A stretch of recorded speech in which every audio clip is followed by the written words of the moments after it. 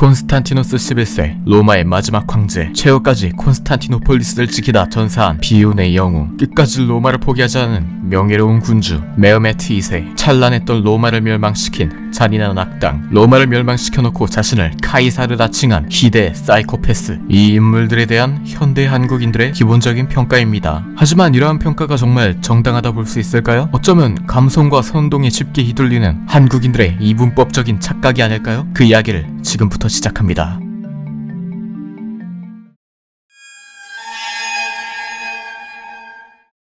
고대부터 중세, 근대, 그리고 지금까지 인류 역사의 한 부분을 지키고 있는 로마 제국, 로마 공화국에서 신성 로마 제국과 오스만 제국으로, 그리고 현대에 들어서는 튀르키예 공화국이라는 이름으로 존재하고 있습니다. 이 방대한 로마 제국의 역사는 한국인들에게도 친숙한 편이죠. 보통 한국인들은 작가 시오노 나나미의 책들을 통해 로마 제국의 역사를 접하곤 했습니다. 시오노 나나미는 역사적으로 꽤나 편향된 책들을 낸 인물이었죠. 그녀의 주장을 요약하면 이렇습니다. 천년도 못 가고 망해버린 서로마는 로마가 아니다. 신성 로마 제국은 신성하지도 않고 로마도 아니고 제국도 아니다. 오직 하나님의 가호를 받은 동로마 제국만이 진정한 로마 제국이다. 이런 극단적인 주장을 하는 인물의 책을 읽으며 한국인들은 로마에 대해 배웠던 겁니다. 그리고 한국인들은 이러한 동로마 제국 최후의 황제인 콘스탄티노스 11세에 대해 지나치게 우호적인 평가를 내리고 있습니다. 콘스탄티노스 11세는 높은 수준의 인품과 교양을 갖춘 명군이었으나 최악이었던 로마 제국 상황은 그의 능력으로 복구하기 무리였다. 하지만 그는 이러한 제국을 버리지 않고 오스만 튀르크들에게 끝까지 맞서 싸우다 장렬히 전사하고 말았다. 그의 영혼은 콘스탄티노폴리스의 대리석상 속에 잠들어 있으며 튀르크의 압제가 무너지고 위대한 로마가 부활하는 순간 하나님의 은총을 받은 당신께서 번개처럼 오시리라.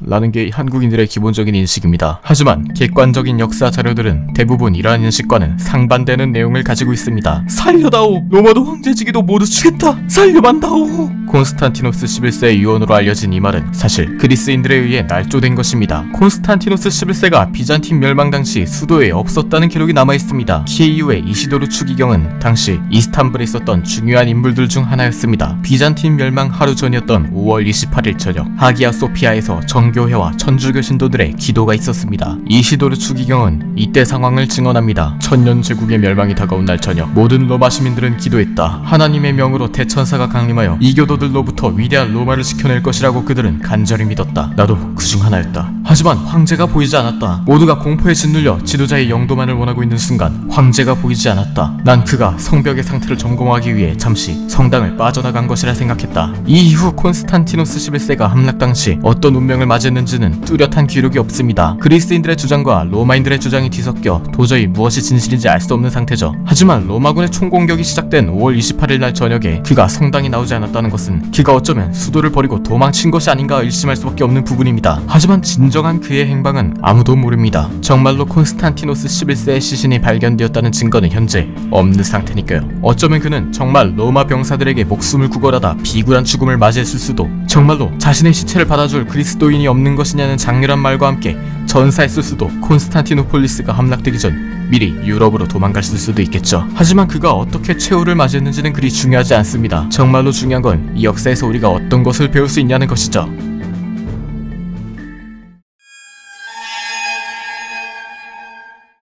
그리스 왕국을 정복하는 데 성공한 오스만 제국의 황제 메흐메트 2세는 모든 종교에 대해 포용적인 정책을 펼쳤습니다. 그리고 율리우스 카이사르를 연상케 하는 관대함, 군사적 역량, 아우구스투스를 연상케 하는 정치적 역량을 동시에 겸비한 유능한 군주였죠. 오스만 제국은 1차 대전 때 세계 최강의 제국이었던 영국과 프랑스의 연합군을 상대로 갈리폴리에서 승리했습니다. 이후 로마인들은 그리스 국왕 콘스탄티노스 1세를 상대로 다시금 승리를 쟁취하죠. 결국 21세기의 진정한 로마는 바로 튀르키예 공화국인 것입니다. 그리스인들의 짝퉁 로마를 정복하고 로마를 지켜내고 현대에 또 다시 콘스탄티노스 왕을 상대로 로마를 지켜낸 튀르키예인들이야말로 진정한 로마인의 자격이 있는 것 아니겠습니까? 그렇다면 어째서 콘스탄티노스 11세의 죽음과 비잔틴 제국의 멸망은 그리 영웅시되는 것일까요? 바로 이러한 로마인들의 노력을 역사에서 싸그리 지워버리고 이스탄불을 손에 넣기 위한 그리스인들의 중상모략이 가장 큰 이유일 것입니다. 우린 이제 눈을 떠야 합니다. 그리스인들의 프로파간다로부터 깨어나야 합니다. 그리고 언제나 진실을 추구해야 할 것입니다.